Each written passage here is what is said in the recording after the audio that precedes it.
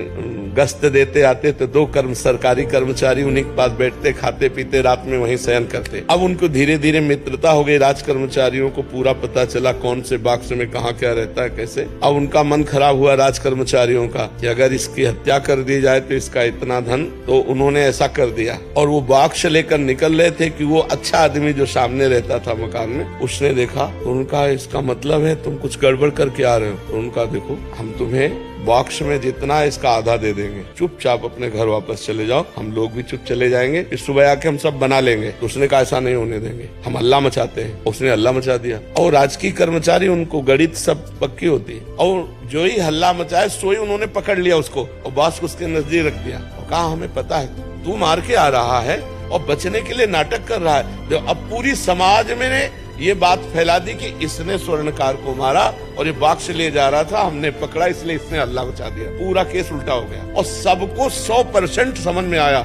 ऐसा ही है।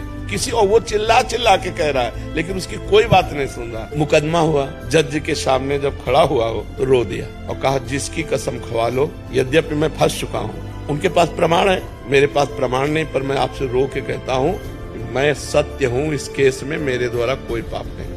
जज ने कहा कि ठीक है, इसका हम प्रमाण निकलवा लेंगे।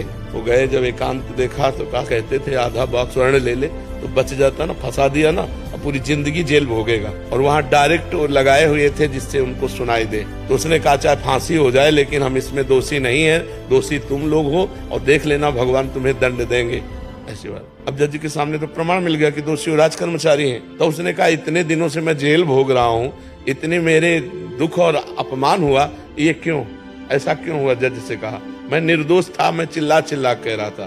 तो जज ने कहा सही बताओ, हम किसी और जन्म की बात नहीं पूछते, इस जन्म में कोई ऐसा पाप किया है जो गुप्त हो और बड़ा हो?